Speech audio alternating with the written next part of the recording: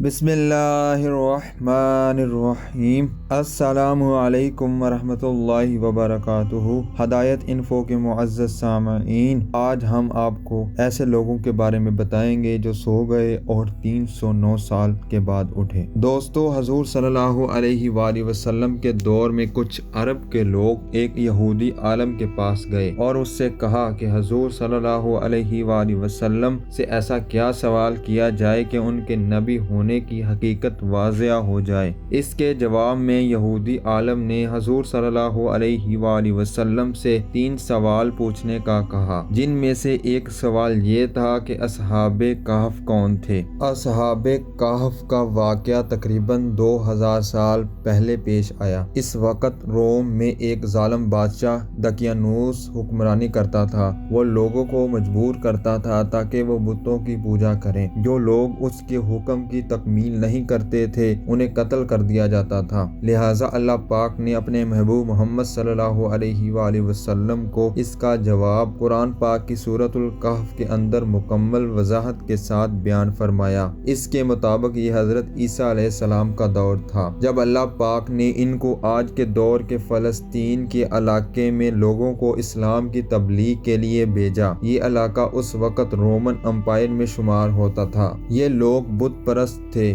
یہاں ایک یہودی بادشاہ کی حکمرانی تھی جو رومن حکومت کے ماتحت کام کر رہا تھا۔ جب حضرت عیسیٰ علیہ السلام نے یہاں تبلیغ شروع کی تو رومی لوگ آپ کی مخالف ہو گئے اور آپ کو گرفتار کر کے سولی پر لٹکانا چاہا، مگر اللہ پاک کے حکم سے آپ کو زندہ آسمانوں پر اٹھا لیا گیا۔ اس واقعے کے کچھ عرصے بعد یہودی لوگوں نے رومی حکومت کے خلاف بغاوت کر دی، لہٰذا اس کے رد عمل میں غصہ ہو کر ٹائٹس نامی رومی بادشاہ نے یروشلم اور فلسطین پر حملہ کر کے اسے مکمل تباہ کر دیا، حتیٰ کہ بیت المقدس کو بھی اس نے مکمل شہید کر دیا۔ اس دوران اس نے 1.5 لاکھ یہودیوں کو قتل کروا دیا۔ جو بچے کچے یہودی یہاں رہ گئے وہ جان بچا کر فلسطین سے نکل گئے، اور یوں صرف عیسائی لوگ جو حضرت عیسیٰ علیہ السلام کے ماننے والے تھے، ان کی تعلیمات کے پیروکار تھے، صرف وہی فلسطین میں موجود رہ گئے۔ دوستو،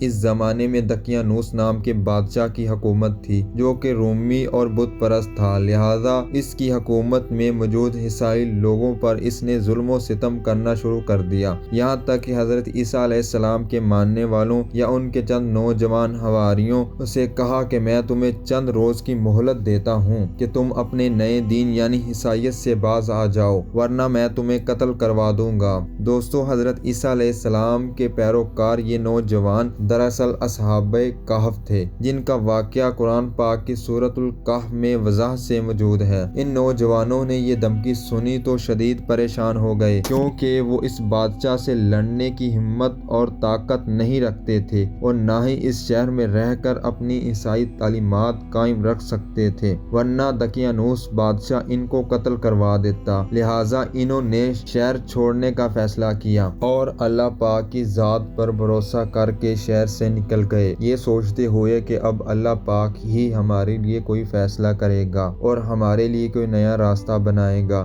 یہاں تک کہ وہ ایک پہاڑ کے غار میں جا کر چھپ گئے اور وہیں اسی غار میں ہی سو گئے، یہاں تک کہ سوتے سوتے ان پر 300 سال کا عرصہ گزر گیا، یعنی 300 برس تک یہ غار میں سوتے رہے۔ دقیانوس نے جب ان لوگوں کو تلاش کروایا تو اسے معلوم ہوا کہ یہ لوگ اس غار کے اندر موجود ہیں، تو وہ بے حد غیظ و غضب کا شکار ہوا، لہٰذا اس نے غصے میں آ کر حکم دیا کہ غار کو ایک سنگین دیوار لگا کر بند کر دیا جائے تاکہ یہ لوگ اسی غار میں رہ کر ہی مر جائیں اور کبھی باہر نہ آ سکیں، جبکہ اس نے جس شخص کے ذمے یہ کام لگایا وہ بہت ہی نیک اور ایماندار آدمی تھا۔ اس نے اصحاب کہف کے نام اور ان کی تعداد اور پورا واقعہ ایک تختی پر تحریر کروا کر تانبے کے صندوق میں رکھ کر دیوار کی بنیادوں میں رکھوا دیا، اور اسی طرح کی ایک اور تختی شاہی خزانے میں بھی رکھوا دی۔ اس 300 سال کے عرصے کے دوران دقیانوس بادشاہ مر گیا اور کئی بادشاہ اور کئی حکومتیں آئیں اور چلی گئیں، یہاں تک کہ 300 عیسوی میں رومن امپائر نے بھی عیسائیت اختیار کر لی۔ اس زمانے کے بعد یعنی 446 عیسوی میں بدروس نامی عیسائی بادشاہ کی حکومت آئی، جو کہ نیک دل اور انصاف پسند بادشاہ تھا۔ اس نے 68 سال تک شان و شوکت سے حکومت کی۔ اس کے دور میں مذہبی فرقہ پسندی جب عروج پر پہنچ چکی تھی اور لوگوں میں مرنے کے بعد دوبارہ زندہ کیے جانے اور قیامت کا یقین ختم ہوتا جا رہا تھا، تو اپنی قوم کا یہ حال دیکھ کر بدروس نامی بادشاہ انتہائی رنجیدہ ہوا اور ایک روز اپنی مکان کی تنہائی میں جا کر بند ہو گیا۔ یہاں وہ اللہ پاک کی بارگاہ میں بے قراری سے دعا کرتا رہا، اے اللہ کہ کچھ ایسی نشانی ظاہر فرما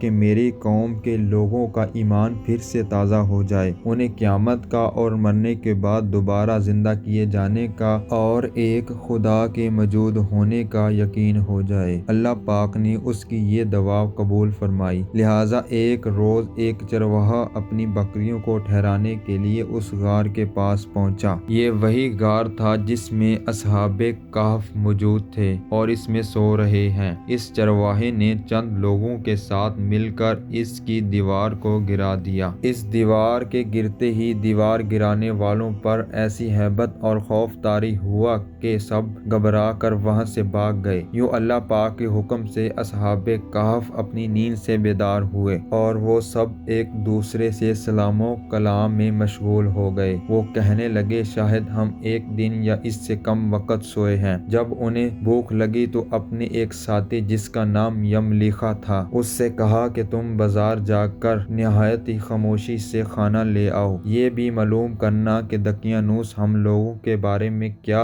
ارادہ رکھتا ہے۔ جب یملیخا غار سے نکل کر بازار پہنچا تو یہ دیکھ کر حیران رہ گیا کہ شہر میں ہر طرف اسلام کا چرچا اور بول بالا نظر آ رہا ہے، حتیٰ کہ لوگ حضرت عیسیٰ علیہ السلام کا کلمہ پڑھ رہے ہیں اور ان کی تعلیمات پر عمل بھی کر رہے ہیں۔ اس کشمکش میں یملیخا ایک دکان پر کھانا لینے کے لیے پہنچا اور کھانے کی قیمت کے بدلے میں دقیانوسی زمانے کا سکہ دکاندار کو دیا، جو کہ ظاہر ہی 300 سال پہلے کا تھا اور اب بند ہو چکا تھا، حتیٰ کہ اس کا کوئی پہچاننے والا بھی باقی نہ رہا تھا۔ دکاندار نے اس سکے کو دیکھا تو اس کو شک ہوا کہ شاید اس شخص کو کوئی پرانا خزانہ مل گیا ہے، لہٰذا اس نے یملیخا کو سپاہیوں کے سپرد کر دیا تاکہ وہ ان سے پوچھ گچھ کریں۔ یوں سپاہیوں نے یملیخا کو پکڑ لیا اور ان سے سوال کرنے لگے کہ بتاؤ خزانہ کہاں ہے۔ جواب میں یملیخا نے کہا، میرے پاس کوئی خزانہ موجود نہیں ہے،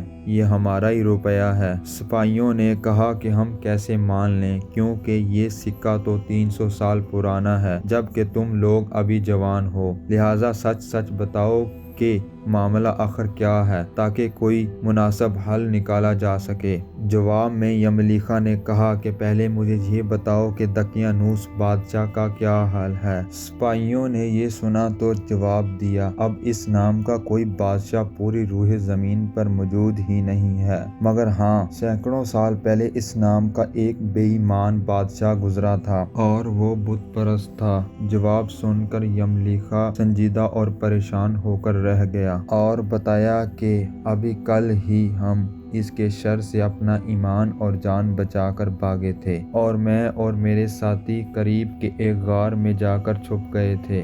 جب میرے باقی ساتھی اس وقت بھی اس غار میں موجود ہیں، تم لوگ میرے ساتھ چل کر ہی کیوں نہیں دیکھ لیتے؟ جب سپاہی اور شہر کے لوگ ایک کثیر تعداد میں اس غار کے پاس پہنچے تو اصحاب کہف یملیخا کے انتظار میں تھے۔ انہوں نے آنے میں بہت دیر کر دی اور شاید یملیخا کو بادشاہ نے گرفتار نہ کروا لیا ہو۔ جب غار پر بہت سے آدمی پہنچے اور شور و غل سنائی دینے لگا تو اصحاب کہف سمجھ گئے شاید دقیانوس کی فوج ہمارا تعاقب کر کے غار تک پہنچ چکی ہے، لہٰذا وہ اللہ پاک کے ذکر و اذکار میں اور اس کی حمد و ثنا میں مصروف ہو گئے۔ سپاہیوں نے غار پر پہنچ کر وہ تانبے کا صندوق برآمد کر لیا اور اس کے اندر سے تختی کو نکال کر پڑھا تو وہاں اصحاب کہف کے کے نام اور یہ لکھا ہوا تھا یہ مومنوں کی جماعت ہے اور اپنے دین کی حفاظت کے لیے دقیانوس بادشاہ کے خوف سے اس غار میں پناہ گزین ہوئے ہیں، اور دقیانوس نے غصے میں آ کر اس غار کے منہ کو بند کروا دیا ہے، لہٰذا جب کبھی بھی یہ غار کھلے تو لوگ اصحاب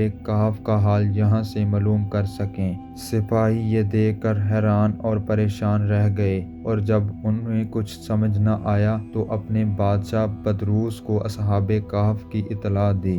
بدروس بادشاہ نے جب یہ خبر سنی تو فوراً اپنی امراء عمائدین شہر کے ساتھ اس غار پر پہنچ گیا۔ اصحاب کہف نے غار سے نکل کر بادشاہ سے تمام واقعہ بیان کیا۔ بدروس بادشاہ نے سجدہ گزار ہو کر اللہ پاک کا شکر ادا کیا، اے اللہ میری دعا قبول ہوئی اور آپ نے ایسی نشانی کو ظاہر فرما دیا کہ انسان موت کے بعد زندہ ہونے کا یقین ضرور کرے گا۔ اس کے بعد اصحاب کہف نے بدروس بادشاہ کو دعا دی کہ اللہ پاک تمہاری بادشاہی میں برکت عطا کرے، اور سلام کرنے کے بعد دوبارہ اسی غار میں واپس چلے گئے اور دوبارہ وہیں جا کر سو گئے، یہاں سے بیدار ہوئے تھے، لہٰذا اسی نیند کی حالت میں اللہ پاک نے ان اصحاب کہف کو وفات دے دی۔ بادشاہ بدروس نے سال کی لکڑی کا صندوق بنوا کر اصحاب کہف کی لاشوں کو اس میں رکھوا دیا۔ بدروس بادشاہ نے غار کے منہ پر ایک مسجد بھی بنوا دی اور سالانہ ایک دن مقرر کر دیا جب لوگ اصحاب کہف کی قبروں کی زیارت کے لیے آیا کرتے تھے۔ دوستو، اصحاب کہف کی تعداد کے بارے میں علماء کرام کی بہت سی رائے پائی جاتی ہیں۔ حضرت عبداللہ بن عباس رضی اللہ تعالی عنہم فرماتے ہیں کہ اصحاب کہف کی تعداد 7 تھی، جبکہ 8واں ان کا کتا تھا، جبکہ ان کے ناموں میں بھی کافی اختلاف موجود ہے۔ دوستو، یہاں سوچنے کی بات یہ ہے کہ آخر ایسا کیسے ممکن ہوا کہ اصحاب کہف پر وقت اثر انداز کیوں نہیں ہوا اور نہ ہی ان کی جسمانی خد و خال میں کوئی تبدیلی واقع ہوئی، جبکہ ان کے آس پاس 300 سال کا وقت گزر گیا۔ سائنسی طور پر اگر اس کی وضاحت کریں تو ایسا تب ممکن ہو سکتا ہے جب تھیوری آف ریلیٹیو کے مطابق اس غار میں جہاں اصحاب کہف لیٹے ہوئے تھے، اس جگہ کا گریویٹیشنل فیلڈ غار سے باہر موجود جگہوں سے بالکل کم ہو گیا ہو یا پھر تقریباً ختم ہو گیا ہو، لہٰذا ان کے لیے وقت رک گیا ہوگا، جبکہ ان کے آس پاس کے تمام وقت چلتا رہا۔ ظاہر ہے ایک ہی فریم آف ریفرنس کے ہوتے ہوئے ایسا ناممکن ہے، مگر تمام جہانوں کے پالنے والے رب کے لیے جس کے ہاتھ میں دنیا اور کائنات کا نظام موجود ہے، کچھ بھی ناممکن نہیں ہے۔ یہ تو محض انسانی سوچ کی حدود ہے، جبکہ اللہ پاک کے لیے سب کچھ کن فیکن کی دوری پر موجود ہے۔ دوستو، امید ہے آج کی یہ ویڈیو آپ کو کافی پسند آئی ہوگی۔ زیادہ سے زیادہ اس ویڈیو کو شیئر کریں اور لائک کریں اور اپنی قیمتی رائے کا کمنٹ باکس میں اظہار کریں۔ شکریہ، جزاک